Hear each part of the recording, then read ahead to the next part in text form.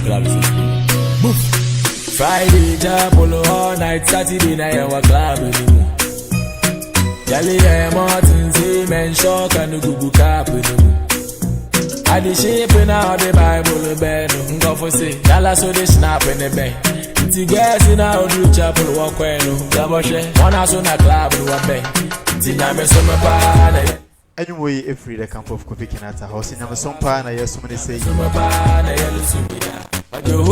Biasene dear and a year. Tiname summer party. 1 hour the Bible by one of my science had it and Sanso by. It is a young summer and yes, me and I then me Baba, Sename, a banner, so one here. Sawan Kwan's Crabako cry, oh, yeah. I try to have it with any bar. I don't see na Saturday beer a boy, no watchy, a pie moose, ma. A dear son, I did you, my dear, today said the hidden truth, a brew. Yeah, free to Muamba, to Muambu. Me, I did you, my dear, who chairman on your frame. Bra Ben. I can't and the matramo Edia Mamia Casaminia Brown. Brown what to quite a crack. Sabri Yan Cherahoni Dijumadino Ebesha so and na ye papa back went to me. Why me young can as a my mobile? It's a yammer summer back. Panfosa wafu Edoswa Uyenina. From when you move and Sabrina Mitchell BBM Mobibia Aquaba Eba Strength FM Strength TV so with me a show Facebook YouTube Instagram SFM and a semi yeba between in common a semi a sopa a moonsuit a simbusa a Muslim a who careful a who soft a who pound or say a so I was say or mine bia enya ninyamia osmona funny isuta acha esese o mine bia enya ninyamia osmona pass mark Ghana was see nyamia na nyame Nigeria for so munyom nyamia na fast anu yi no anything fast gas fast transport check anu disabre kama ho abraye ne osofo odifo evangelist church on no mama nyame on osofo check odifo Christian evangelist devil Edijumadi no ebrewo nyame so mapa anu disabre enchasron kon enkoma odifo ba sali nyame so mapa our Kingdom Outreach Prayer Ministry our awosh enchasron kon koma odifo Kofi Oche our God's Strength Ministry International nyame so mapa ene adifo amohwe nyina disabre yema wakwaba yesanso echiachopa anu tikachiru ni ase on fan pen no and the Bible yesanse odifo apostle reverend doctor what na say tabre me chia brother no bia brother wo bia no enimre me kasa onyankopon twedi ampo basa yadom on chiapa papa yema akwaba bibia boko de wow enede akoyo nko a wow afedi eba ene ka ba ko ne brown chen ho try to ene ko ne same mo mind ya ko ya keep ne ho my camera okay wow okay try to okay nene etwe o bible no ko nsan se ene ampaya edwa e wo sadete adanya me baba Kofi Kinata se adanya me beba no sawa wa consider bia no wanya Ghana ni ba kokora mfa na ko heaven sadete enti papa ene edien na tiefo ehwe mfamfiri ho oh okay de tie ne se de di kan de aseda be ma otwedi ampo nyankopon de oboss ro ni asase okay ene emunya manyina no so kan twesem na ma yeti ase se asase ni emu ade dodo nyina nyankopon dia enti di kan de aseda be ma no de aseda be sama no se waboy ho ba hwe so ama enanyum ya san be hia ne na ase ya be che na ase mama ne mba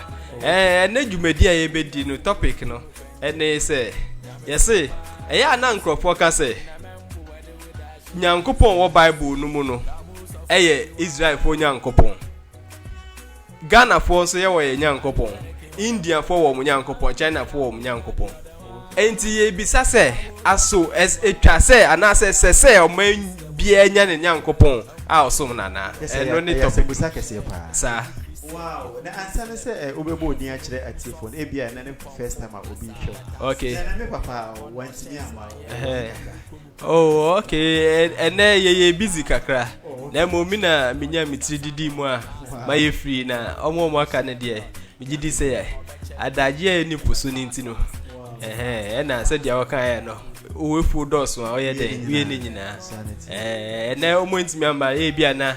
next time omo betimi jana ya adoma. Any na bom di na chia o ma na tifo ehu ma ye kan mo asa. Oh, okay. Any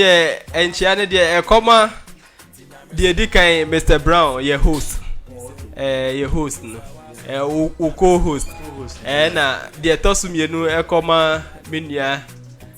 Jonathan Kotekuka. Reverend Jonathan Kotekuka. Oh, okay. De tosumiensa ekoma ye enua Ebenezer Evangelist Ebenezer Alonyo. Ebenezer Alonyo sadete. Wow. Ono baby otin ne kwan wa nti se wa mba na na nya boapayo. Okay. Ene papa ne na bodi na fe yemfa edition ento aso. Oh, okay. Me din the Minister Joseph Akwete Kuka. Da sorry na okwa sorry. Me call asori ewo SDA Newtown branch. Hona me was say. And then so na dey me call asori wo kutu me call Newtown branch say me wo kutu babi. And so na dey me call 13 Sabbath no Newtown. Wow, 13 Sabbath. Sanity. And so bless you for mo hwe nyina no ye cheche mo nyina happy Sabbath. And just from konkoma e me nkasa menua oboyima ebenua sans obre no hwase. Wa papa ene fa ye kwe na aso e wo se oman bia nya nyakopon oso. Okay, asasem we question kese pa. Lenso no ohwemu a na nka ebri bi etwemu no ene nyankopon eye bibisa nanso enne se ye ka enne wiase a ye wedi a ensese oman bia ye de enya ne nyankopon oso nyankopon a ye se wiase nyina ye so eye ba kope. Okay. Di obo ni asase a obo ahonhom ebo obosom no ono nko a ne de ye se ye som no nyankopon no de enti ye se ye som ono nko a no ene se ono na ye de obo wiase na emu ade nyina enti dia obe wadwen se o die ni die koma no akoto asore no saa de ne eya ono nyankopon ne nsa no adwuma abode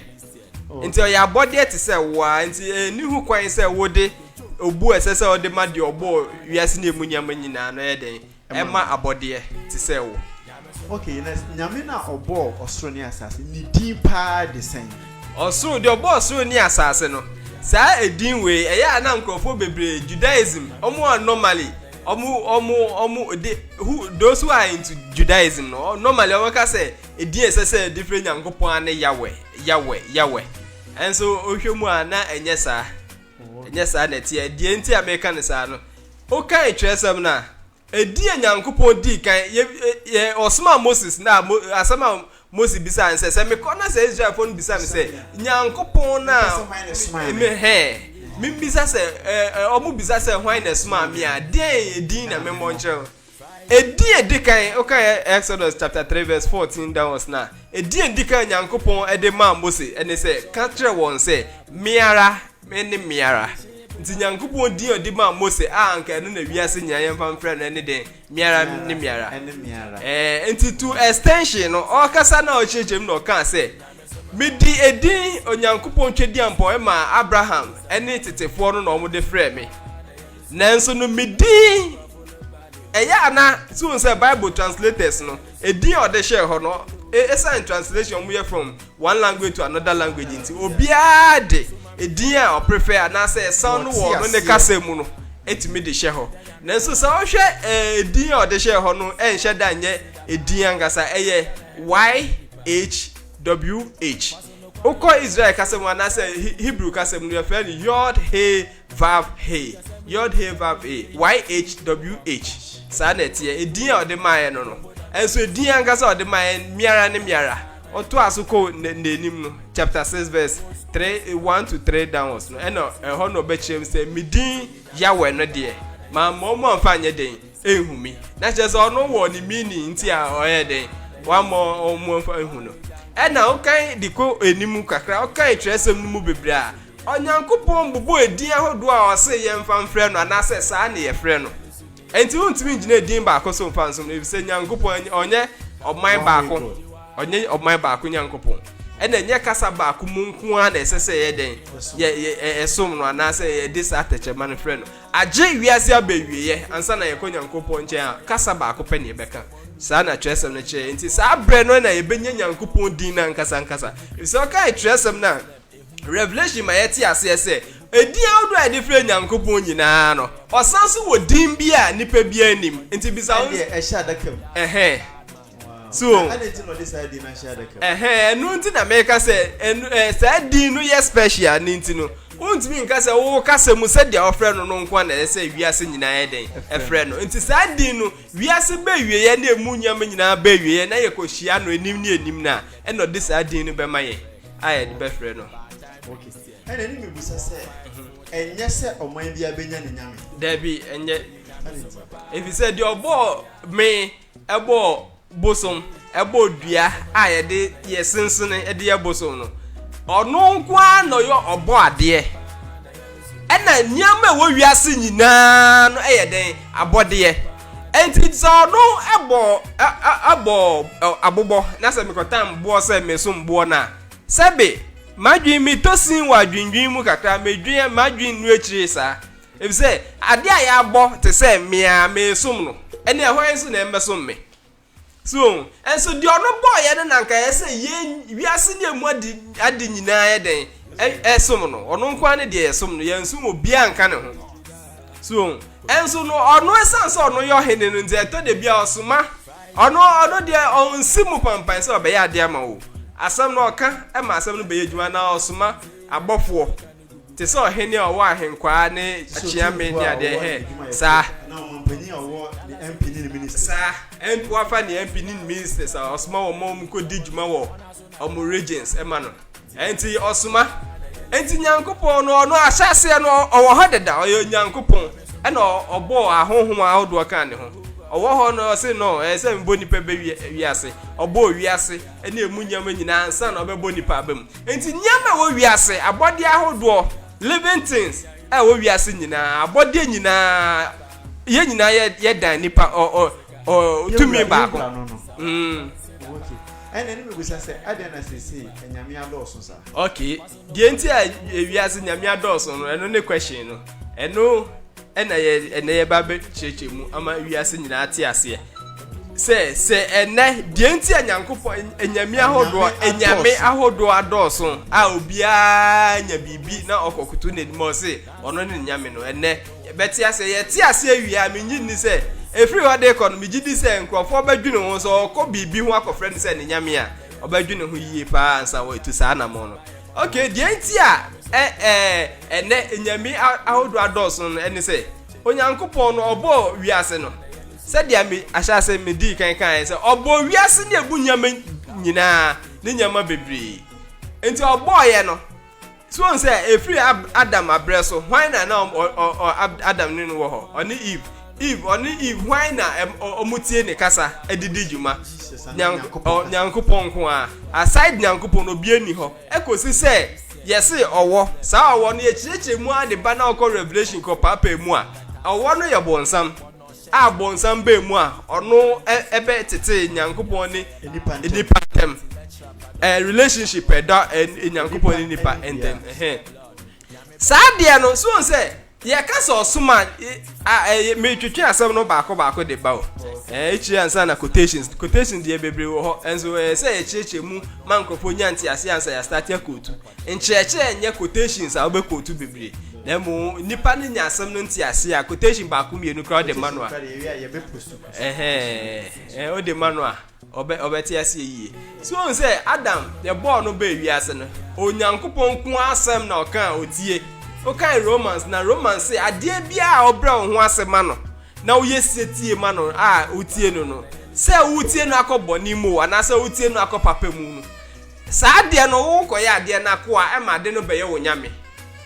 sa na chesem a cheche nwama ya ti ase enti ebra na nyankopon bo onyame nyina nipa ne moa Adam ni Eve ene moa na wo ho na obonsan nyambe mu no mutie nyankopon kwa na kyese nyankopon ba kopɛ na omo yɛ den omunim na anyame aka no omo wɔ he anyame bia ni ho so se de tie no na de ye benya asa anyame no na mecheche mu de ba no obonsan ba picture no mu efi esanse wo ya so ɔden ma ya pamo no ɔpɛ akonwa kɛse na agi atena so na wenya ya pamo no bae no na kyese wiase onam no nenenje nti kwan bia wa fight wo so na wenya akonwa de ne se obe fight wo asase so no nya akonwa no na ɔde ne first exams and that's the first campaign eko Adam and Eve so okengu oba na sumo eto oba na sum no je oba mo do nukru no so be ofri baby ofri bae a na yereche eti ade a commander ya share to say mo munye no ye de bra na no so ye de ekodi ye bu nyankopon nu mase no so na che se ensem na koye efri nipa mienu nche na ba ko se enye ba ko se ye de aka se menya no ono ne nyankopon no de eche ofa echire ewan ye ebese omo adwe omo kotie no bonsam enti ma no ko ba ne se omo firi nyamesum hu akotie obonsam som enti ade no mu kopa ye mienu pe na che se wi omo abresu nyina akoye se nya nyankopon ana ye hwan bonsam me twitwi asam no ba ko nkakra ye nrahye topic ye topic bia se nkofo nyamu ntiase ye fi se na abosonsum ene ahomone soma yeden adoso nti se nkofo nya yakoka yakoka obi beka se na se wiase de enyankopon na ebo abosom ene ahomhom nti se osomu a bi wo platform bia me wo so abosom dos wo so akonfo dos wo so ukoka omo se abosom no ye nyame ene honhom omosom na nyankopon na bo omti omosom na enye bone ene se bone o se enye bone o ye cheche mu a ombeti ase enti so nyankopon aka asem obonsam edin ho abagimu ama se emu akopai ama ada nipa abenya adwen mienu na nka tete no onyami adwen ba akopɛ na wo ho dia baabi asem no firi no ye nyankopon chen ko a eno nkwa na omutie di bɔ mo bra bonsam ba mu na de no mu kɔkye mienu mienu bonsam ya so de ya pam no abawiase no enya no nkwa na bae o kan Revelation chapter 12 verse 7 na kyerɛ sɛ ɔya so de wo soro na ya pam no oba no ode yase osoro nsoro ma yaka osoro nsoro ma na kyerɛ sɛ angels abofo ene ahonhom e wosoro ɔkyemu miensa na ode 1/3 ebe wiase and it's not on yet 10 or the 3 na bae sa enti ode 1/3 ebe wiase no sa 1/3 no ono so di bu ode omu di djuma etie nyankopon we lose wosoro wa bafom o yusu nyankopon bode e de kutia nyankopon yo bade yebi said Abramozi ebia no ye no ono so ye so say ya ubie company anasa otie ubie edwuma bia unya branches ana so wa get there unya branches enti yemfa latest form any example masi sa ebi wo Lebanon ebi wo Burkina Faso Guinea so enti ubie edwuma unya branches na ode me fa say empenufo atoto ano enti de ya bra Abraham no obonsam branch baako ebi say study ya bra Abraham me say topic baako bi wo ye treat a na obehu ni peso a ya bra ede juma odie ede nipa ko odi sa juma na ma no ene kra e be bone wo kakra nti nkofo beti ase yanko di nti aye kan som no nya do som esa enti ye na eguso no enti se emu be pa ye mienu no obonsam oba na nya nkwa no bae ono so se ono omo ba wiase no wa convince nyankopon abode ama nyankopon abode ya de tia nyankopon asem nti se mu atimi atie ma asem no de na che se mu abedi me na ase ebize nyankopon fo mu ho bufo na odome asase eni nipa enti na che se bufo no ho no de na che se mu mabe de masomfo emenkoa sadia Jesus ba wiase abonsan koso no hwe ye oche ode no ko abansoro nso che ni wiase ahenie a oche ne se wokoto esore me a medi sa wiase ahenie nyina ba de ebema wo enti omokoto adam ni yiwe akoto sorry bonsan obe kwan me so na ofa akoto sorry bonsan di obetro say ya wa di obetro say ye so enti ye ka osuma ne se o sumo bi a ene se wa kan asem a wudi so pepepe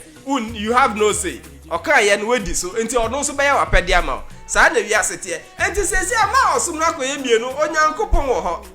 obonsan so de ne ho aba picture no ama nipa kwatie bonsan nti ama osum na pai mienu osum no pai mienu so obonsan so aba de president so ya de wo the vice and the opposition president ono so fight so ono so benya na konua e wo wiase we lose wo soro dia e de benya no wo wiase onya no so for the ministers and the head of states and the MCE DCs wa fa won and no so ye adwuma e bi ne de ye bra Abraham ye no so one branch of Bonsan. It is Abraham de no ya ministry appointment be na okuta. No dia foreign minister and that's no akoye no obi a kire se na no odin na no ati nje okasa mo Bonsan kasa mafo speaker okay ono ne portion ono senya no enti odi na no ati no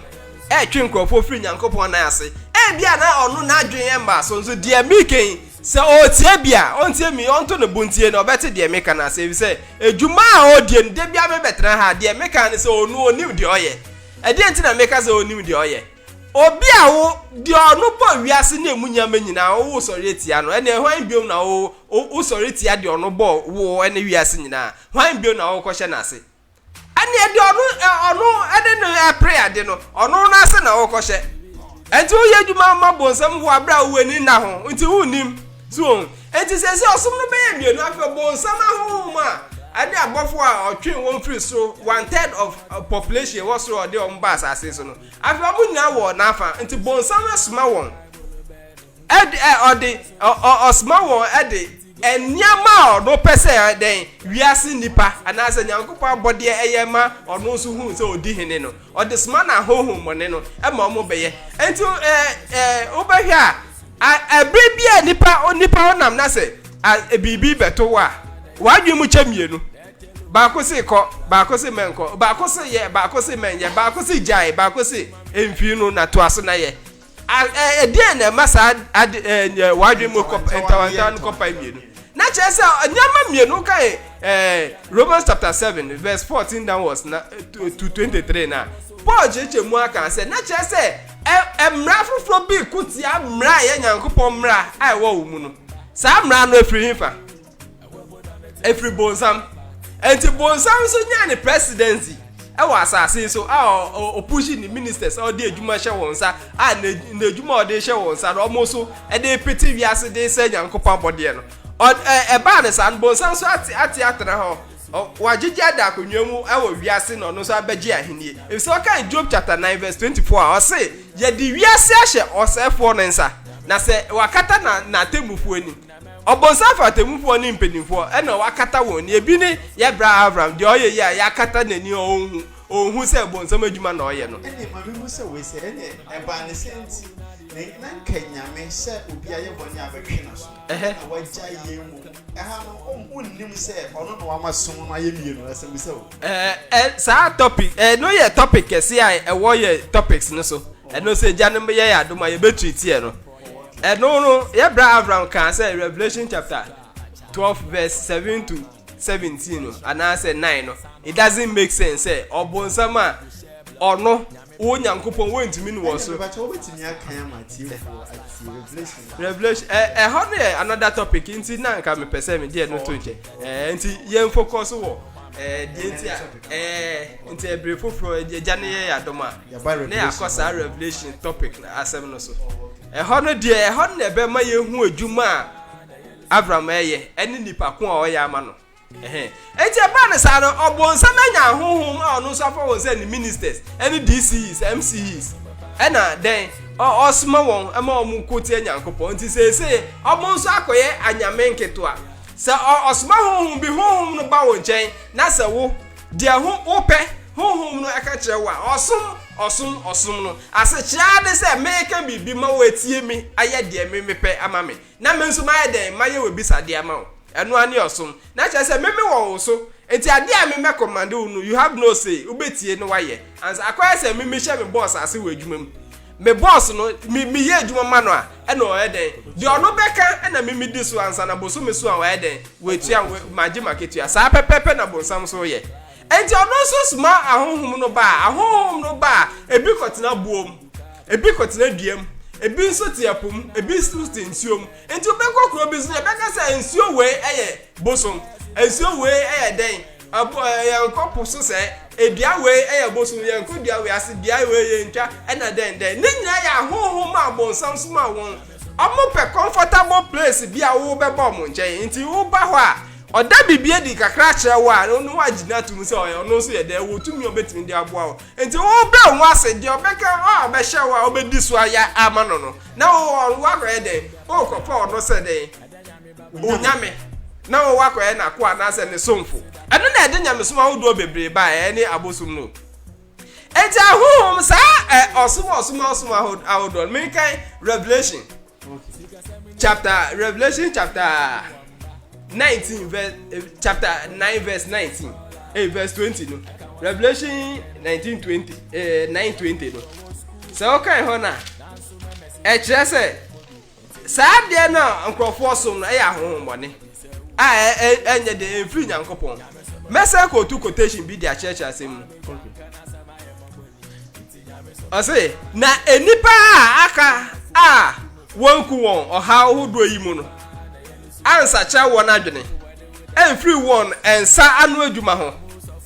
se worry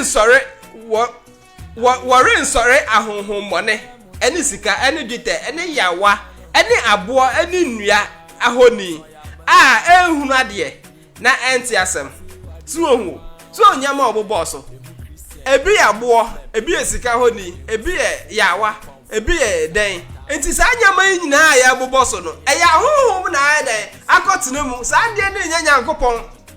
ahohom omo play stubborn na omo ye den omo akohyehe sa de anu mu a wo kọ ho na okasa kire na wutie na so ya we bisa de nko ama wo afi wo bra wo ase wato kra ane ohun nyina akohye sa de na ase na de na koye den akoda ne wonyame enti fa ne se obi ya yare pa okay na bia wakoye mfa ne se malam bi ho ana konfu na se conformity mi sane yare a e bone an konfo kosan ya de eye bone ye wo dunsini ene wo konfo enti se dunsini na esan ya de dunsini eye obi onu de haban ni nua nubran na eden o de san de na konfo ana ye ka konfo ana se malam ho direct de a ene no de eye wrong sanka obi yare pa watimi aso obi yare eno na ye wrong the enti Americans are First Kings chapter 1 verse number 1 men kan chel onyankopon ka asem de bi oheni mua o yare wo onyankopon osa o yade wasa nyankopon no ho akoboso so se o ko gya yare sa ye hwe de onyankopon de ye no First Kings chapter 1 verse number 1 no maybe kan ho no se sia ye nche so there be Second Kings chapter 1 Second Kings chapter 1 verse 1 Second Kings chapter 1 verse number 1 o say na Ahab wo echire no Moab hene eti Israel so etua na Ahazia efri na bansoro adan ewo Samaria no eni ehunu akansa mu ehwe ase na oyareye na osma abofo na okakire won say monkonko bisa Ekron anyame Basabob se menya yade yimu ankwa anaha de woka ye no obi yare onyankopon wo ho hospital wo ho enso no ye na ade so de ko boso so yenko bisa boso no ma ne se den obenya yade no monko ana nti okọ ebisa ana anya sa na tie sa na tie nya se okọ nyame fufuro nche bisa na enye de oboso ni asase no enti yentie de onyankopon so enkra ono so to man no ono asma ko boso nche onyankopon te bia ote no na ohun ye no ode nkra asma abofo se yenkase enti verse 3 no say na erade bafo eka kire Tisbi ni Elia na che say nyankopon suma abofo ekoka kire Elijah say nwe ka kire say nyankopon no te baabi ote na ye suma abofo ni ade enti yo say na erade bafo eka kire Tisbi ni Elia say sorry for kosia Samaria hene abofo no na ka kire won say ena announce onyame bi eni Israel enti na morekwa akobisa ekron anyame Beelzebub ho ade yi nyankopon adwalai esa ono nyankopon wo Israel na wo Israel hene o yade a wan suma anko odifo ho odifo Elijah ho wan ko odifo Elijah wan ko bisa se obenyem nkwa na se wan ko bisa yade sa na mo suma se yanko bosom Beelzebub ho enti nyankopon so suma edin kra suma Elijah se kona koka kire ne se nyankopon bi ni Israel a obekọ no nche bisa esen se obekọ obosom nchen ana yen hwe de to aso e o se announce onyankopon bi eni Israel ntina moreko bisa ekron nyame Beelzebub ho ade yi nyankopon question oto de mane won e na oto aso kan se enti Ewurade se empa wa afro no wori nsan wori mfiri so ensane na wuo e na wo bewuo na Elia koe so on say okobosom so akohwe se obenya yaresa na se okogia yaresa no onyankopon adwane lai enti sa pepepe na obekọ mala nche obekọ bosom nche obekọ udunsini obi a nkabechirefo nche no eno etia nyankopon mra na chese o fe didi enyima nyankopon o mbu nyankopon so yo obi obetimi asa wo yade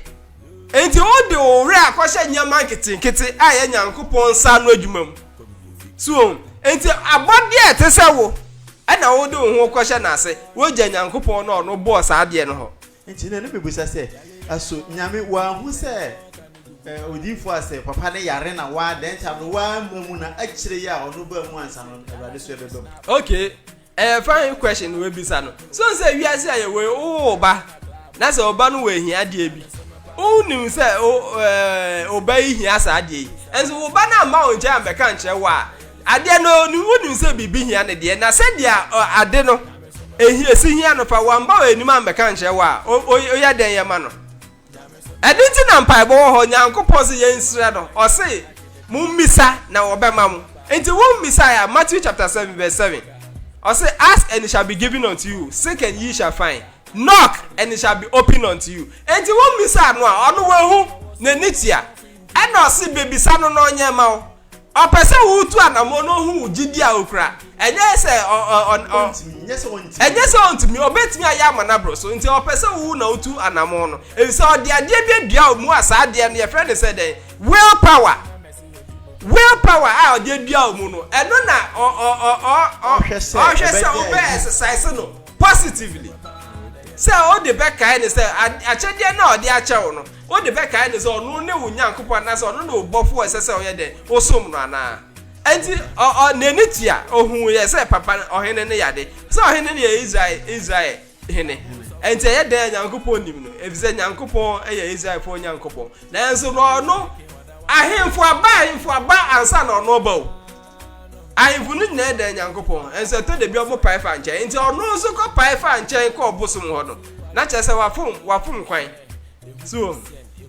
na ne ma memusa ne se ekwan ba so na obi behu se osum nyame foforo ana wanya nyame foforo ekwan ba so na obi behu ne se ana se yemfa ne se semiti ha yi na apart from nyankopon boss no na sasa ebia me ye bibia me nnim se me de sum nyame foforo a na se wu ho ekwan ben so ene bia be ka kire me se ben ebia de a wo ye nyame foforo kwan ben so sa okay ana de na be da di sa de ti ade se so se ne ye wa asofo obi asese omodani nyankopon ma omo asore mba onyankopon no wo ho no se nyankopon no na asem odi asoma sofo no se onkoka no se obi didi nyankopon na atem a emfa member no ho na mo so bi ko sofo no ho asem ase de obesore tia wo no na je se respect owo ma nyankopon no edoso se owo ma sofo no oye osmafo no edoso se nyankopon no suma asa sofo no ebi ni se mi pese mebodi yewo enfatu yewo sebi osumbi aye ni omu nyina na ete ha aye ni omu nyina na wo wiase omu Ghana ha omu wo Ghana ha se won ko bo omu komhye ni bidin e kasetia na dio se ade bi obetimi dia yawo se unkwampo no beje enso dia kasa tie Nyankopon na ono ne komsheni no so na hwe se den no de be yawo ya normal enti etade bia ye man ye attention no eko abode anase dia oyosumafo no ene nyama bia ema ye ni je kakra no ye ma ye ni kuhu ese obo ade na nkasa so ene na kire se wo sum bibi foforo wa nyamba so no hunu ubonse asori potem wo ho ade ya na ye den esiwe ni so a odi wadaje nyina akọhyem ni owura nyina hyem asa ade ne se ya asori time betwem kura na se sa ade no na obetena ho a ebi ni se TV na wiase ye de TV agi nkofo asori time so se nyameso wo ho ye wo bre a ye se wiase ade nyina ye wo ade nyina ne bre nyameso time so afa ni die komo Nyankopon so enso ye wo nyama bia ye ma sa de no sum ye bo eson ni dia de beko Nyankopon anima e de akoma no na wo ni se omo kwa sori a omo san ye ma se omo ye omo di program sa Dogu TV so edit sta buye enye omo ane no omo kwa sori na omo ane ye papa no ye nua no ye elders also nimu no omo nimu ana se ye wi ase ne ye kwa sa se ye fa se program bia aje yi no TV bi so okay obata bia nya bia hwa e ha no pa yi na mama nka we se na ti ase na ye di asem bi wala pass okay tama program bi ba so TV program bi ba so na mama no ohwe program no pass obebes but your point say edu anwumre ni kube fi adwuma ba bi abese 8:39 program so start 7:30 yeah it is say obekọ say be private ewo water closet so no wasoma na ba say fa kraba brem na ohwe TV it's one day na ni kunne ne boss the emergency say auditors bi na da nti one day ne boss the secretary omo nyina ba omo bi efra na yire na eti for so we nyina ye bia o akoye na ono so ne bosom ne bosom no TV program ne mpa men condemn TV program eto de bia adesua bebra wom ayesua enso yes ye wo ebe bia ade bia wo ne bre ena ebe bia ne de yeye enti ye wo bre a de save yekunu ye wo bre de kosum Nyankopon ye wo bre a nyama ye ma e de hwe omoyin ade ye ma won e de sanso wo bre a ye de ehwe TV enti wo ma TV no aso mbose di nyama aka nyina na no ya ye den ya ye wo bosom so abosom so se ya na eyo obi na nkwa so kwafuom na wakohia dua bi ote sound bi wo dua no ho obendua na ohwe ensancheni kakra bi dead wo dua no ho a na ode nidie ni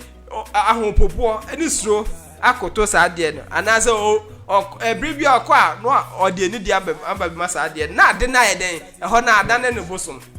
ebra dua ni si ono dua na nkasa enye bosom anaze nyame bio dem ontumi no hu se wo de wa attention anase ode sa ade no attract enya wa attention kakra no ene tumi no ba betena sa ade no ama ebrebi a obenya adaje ode wadaje nyina be masa ade no na chese tumi no di wo so okay ene yemra ne se yenhwe yenua no mu ma se na ye kan se bibi anyame adodo na adwena koyo se bi a wugu nsa ebi a wuyi apaya na se bi a wo soma boso yenhwe ne se yenua bi betimi atrans makeups no ye bunya daje obaye ne bi a 2 hours no da so ye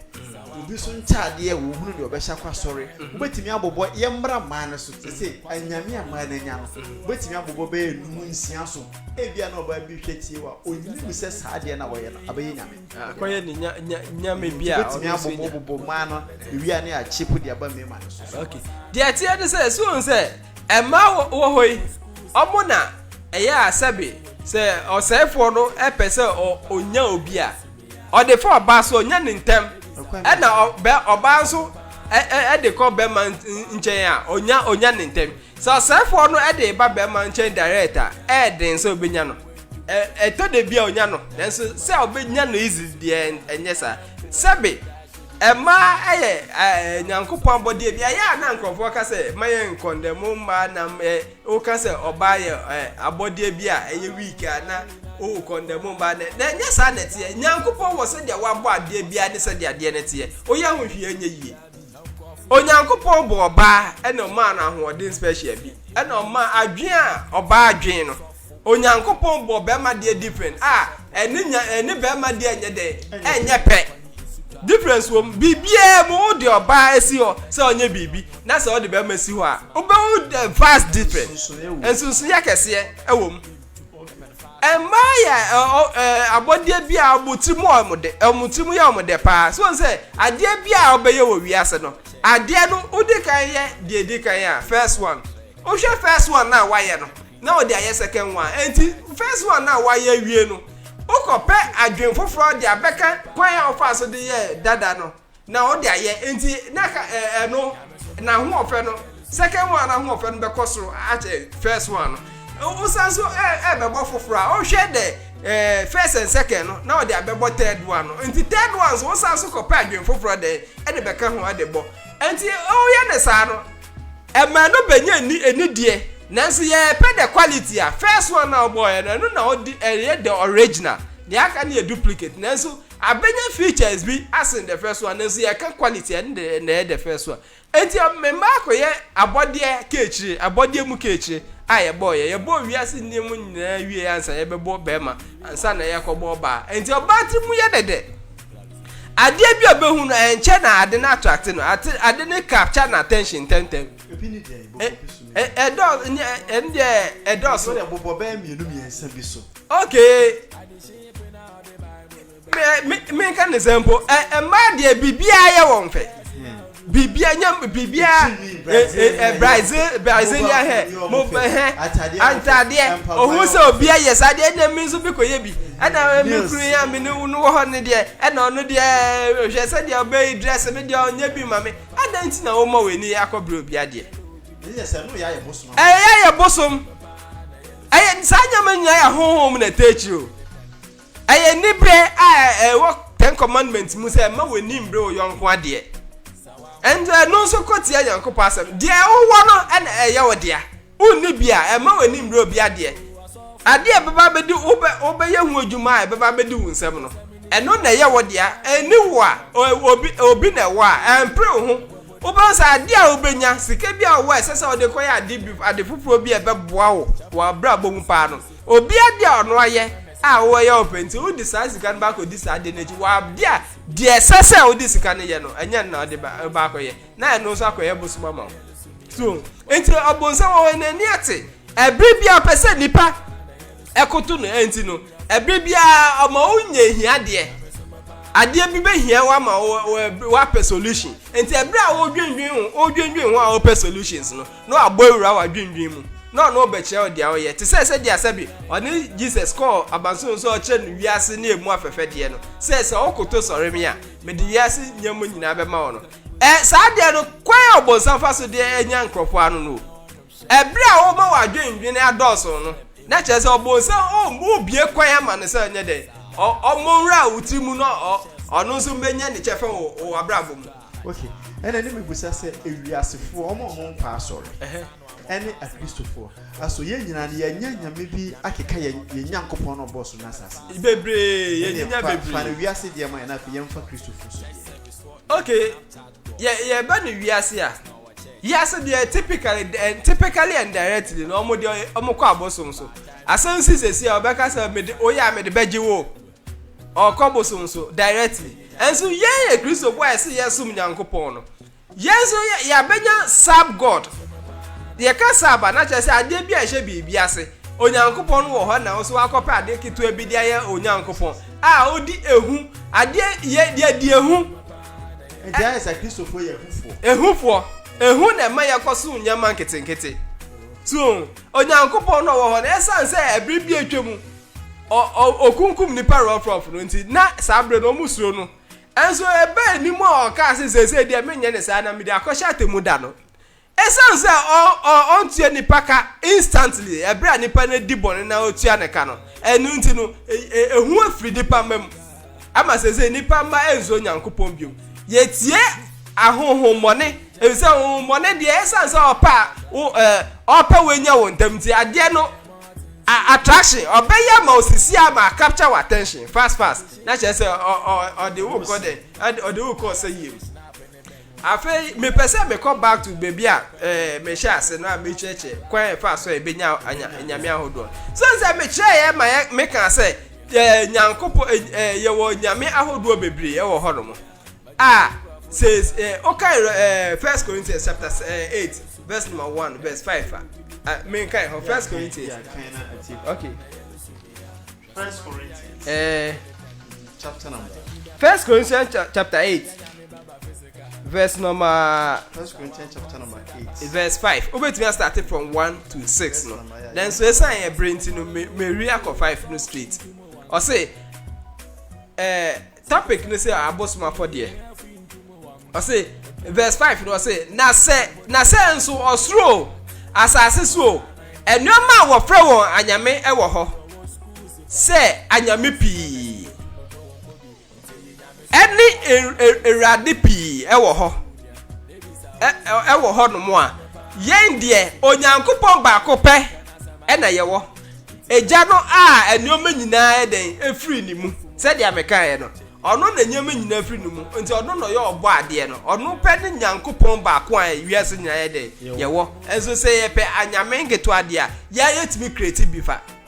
okay Romans na chemu ama yeti asese ade a obra ho aseba no etimi bedane onyame yeah enti so I say yen de onyankopɔn baako pɛ na ye de ye wo eja no nyoma nyina ye de afiri ni mu ono ne nyankopɔn yeso enti nyankopɔn de ebribi atwamu no nso no na nga nyankopɔn de topic yi se dia akoye se me kan bible a me san so ye ncheche mu no ama nyama se me quote ya bia kan na me enti me manage ni sa so on say onyankopɔn ebribi atwamu no o kan asem bi wo Deuteronomy chapter 4 verse number 19 yen hwe bibi wo ho Deuteronomy chapter 4 verse 19 ye besu bibi wo ho nyankopɔn ka asem bi yen ko tu sasem no yen kenkan na enwere ho yen hwe se den na nyankopɔn e pa kire wo ho no yen me be kenkan sisi a Deuteronomy 4:19 wo say okay me sha asem fi 15 ase enti mo hwe mo kra so yie efiri se mo hunu so ban biara da no erade efiri ojamu akasa kire mo horeb so no na mo ani asemone ankoyo ohoni wasene amfa ase ade biara so ban obarima na oba anseso asase so aboa biara anseso entakraboa otu wiemu nseso ade biara wo efem nseso empata biara wo nsuom asase ase nseso o se na wa ma weni so anche osoro anhwe owia ene asane ene ensroma osoro asafu nyina na antwe o se na antwe ankosom won anko sore ansom won enyoma erade wunyankopon acheche ama ewiase nyina ase amanama nyina no so asema trese no kan ha o se anko som won enyoma erade wunyankopon acheche ama ewiase amanaman nyina no na chese ye wonyama bia eno so akodane nyame o se ensuma ade bi nseso te se aboa ade bi te se ewia ni ade se ene eye ebinum ade a omoso akoya omunyame omoso ene ye wonkrofo bi omoso mu osrane enso mu nim se eno so ye kwan bi so omode so mboso enso aha no wokan ya echeche mu kire se nyankopon dia man krofo bi so omonso enso ye wonkrofo bi so nyankopon fa ma won sa de ye very big topic na nke se minya reader na me ba be pupa ejani ya do ye beto aso sa bre no na me anu so abem enti se Nyankopɔn ka ne sa de ne Nyankopɔn pa kye wo ha ya chicha mankrofo bi Onyankopɔn shi ne ehye da ebo aboso mankrofo bi so mo nso ma na ade enu ti na ama aman ahodo te se India China any Asia countries no mu nya omo aboso kakra omoso se ebi obi beka se mi wo Buddha Hare Krishna then Hindu yes o ko China ho boso more than 100 and wo China any India se ko chamo ko tutu biguye ko tutu biguye so zadie yes Nyankopɔn na achecha ma nokra na se nya nokra nokra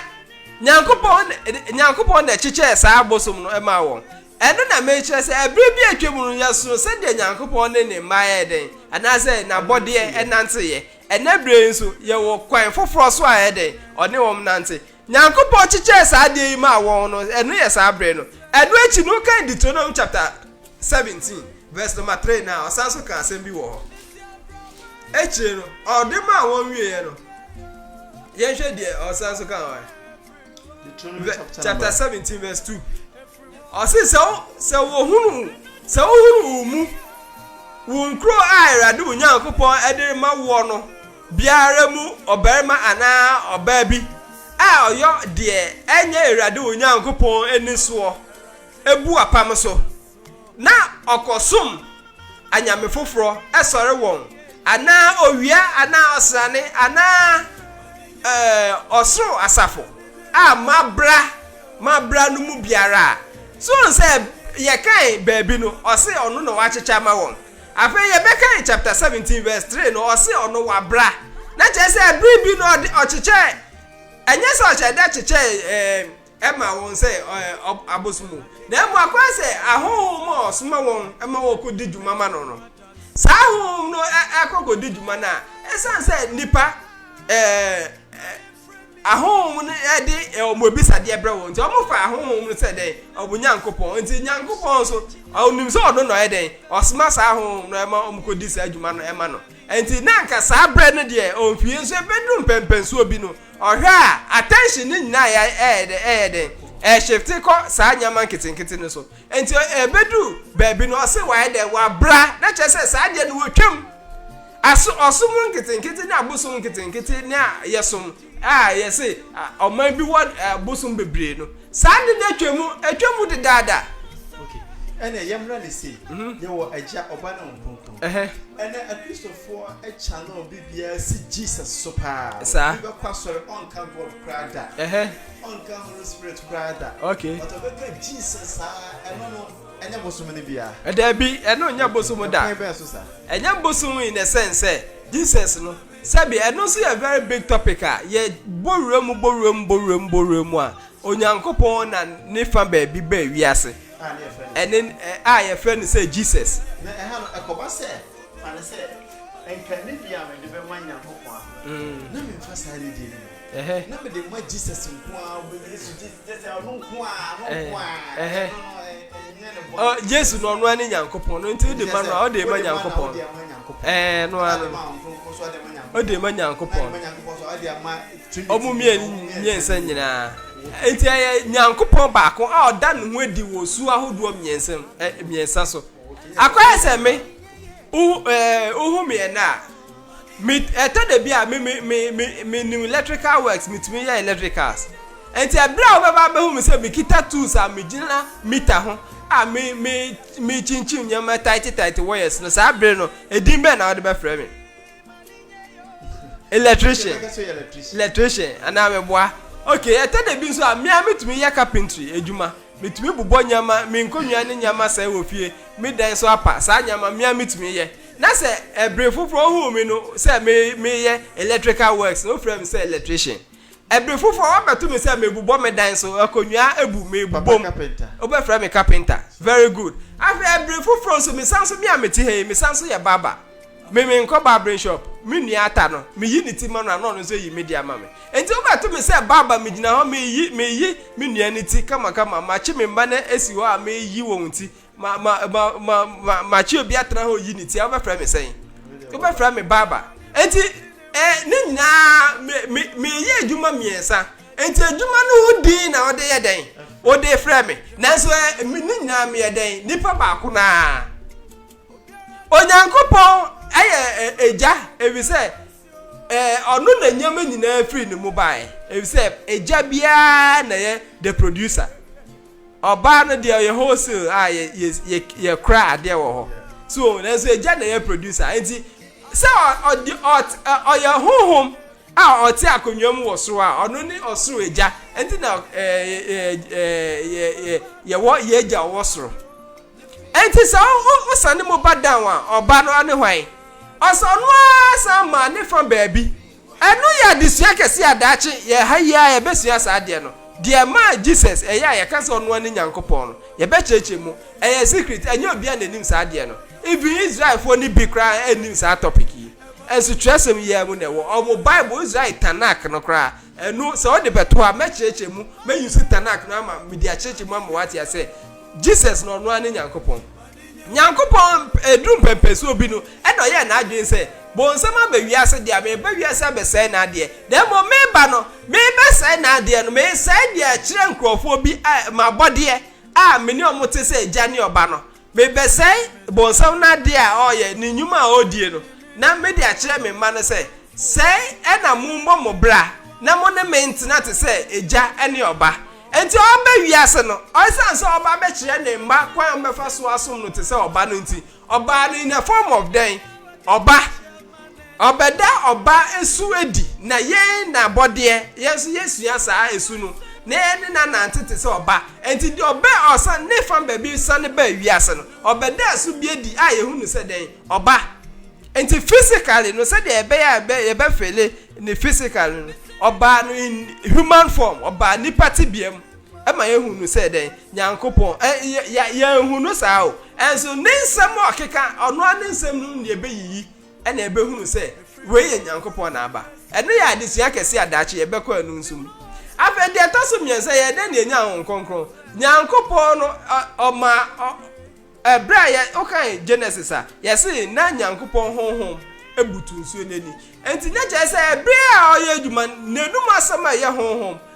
honhom na ode bo wiase nyina no Nyankopon na ebo wiase no enti sa honhom na eden ekọ no aye Nyankopon no kro na enye obia enti okan Genesis chapter 1 verse number 26 a ose okan se mommaye mo onipa ewo ye nsuban so se yense hwan na Nyankopon ne kasa na che se sa nkrofo na Nyankopon ne kasa na otese Nyankopon na se ye hwemu a Nyankopon ne chi nanim obi ani ho otese no enti hwan na Nyankopon ne kasa a o kase mommaye mo onipa ewo ye nsuban so se yense so sa bre no ebisa ohwemu a obi ani wiase a ne Nyankopon se anase betumi de na toto Nyankopon ho ma na yeye na che se Nyankopon kro na oda no ho di wasu ahodo miensam okay na ye bre no ye be na ye be ene na afutu anase dia na obekire yan a ye betumi atwe ho free sa anyame nketekete dia meka ene se so nse me ko tu quotation ba ko che se ya bosonsom me sa ko tu quotation ba ko aka ho ama ya kan se 1 Corinthians chapter 10 verse number 14 no and I say 18 to 20 no me kan bibi kakra wo ho na ehu se wo sum bosom and I say wo sum ohoni a wo sore ko to ohoni bi ekoda enyane na ebri bia odi ni die koma no a na che se abosom wo sum honhom bone enye Nyankopon na wo sum kra nyamesom no edanso de wo ye ne ya abosom 1 Corinthians chapter 10 in purchase all the quotation no be bon mo a 1 Corinthians chapter 10 verse number 14 the topic ni say abosonsom ene edidi konkron bo ebra abosonsom mame ko 18 straight say ebre no ko o say monhwe honam fam Israel enya wona wodi afode aduane no ena wone aforebuchia no ewo ayonkoye question afei me se dien se abosom afode eye bribi ana abosom eye bribi verse number 20 o say debi na emom me say afode a wobo ma ahonhom bone na enye Nyankopon enti wo sum bosum de me chao anasa chesam no Bible no chao ne say afode a obegwa ma bosum ni nyina ne de obenya ade a wonya fi bosum nyina o ba ahonhom bone sa ahonhom na bonsam o free suru ba fom na oni won ba ya obudi djuma ma no sa ahonhom bone no e na wudi djuma ma won obonsam ministers ene ni DC snibi e na oni ni djuma na nya Nyankopon de oye ni nyina mfa Nyankopon eya disia kase topic ni ensi ye na mo ebreti ye nti eja ne ye adoma e bia next week e beto aso e be sign atwaso okay okay papa e na sabre fa afutu ba ku be ema atifo na hwefo na efa nchia no social media handles na atwaso ma okay de meka ache metie tiefo ene se na wiase de wiase aye wan hwe a ye bejejew enkakra obi bejejew odensem bejejew wa ka se o ahoche wo mu ide zanka okọ ha anka wenya anuye okọ oye ne se a o mi wo osimesi bi wo enya asofo nyina na efiri Nyankopon o kan interesem na e ma ye ti ase se ye wo abosom asofo ho ye wo asofo bi a oni mama water spirit na ye djuma oni saint o abosom bi a esuman a wakoje a o yeden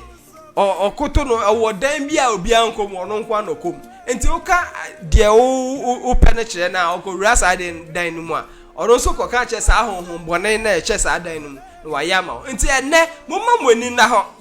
enya asofo nyina nche ne yeko enye baabia de be kire o se ebi obi aben hye baabi na okoje moa wo no ho me pa cho Nyankopon ni mu ha odeda se wo kwa ateti bi anasa manie bi mu na se ohwe na anu odense den a de me pese me kan na ka otiri mu na hunu ni se ade bi ni wiase Nyankopon den na ade bi ni ho so ebekoso a Nyankopon ni mu hu bi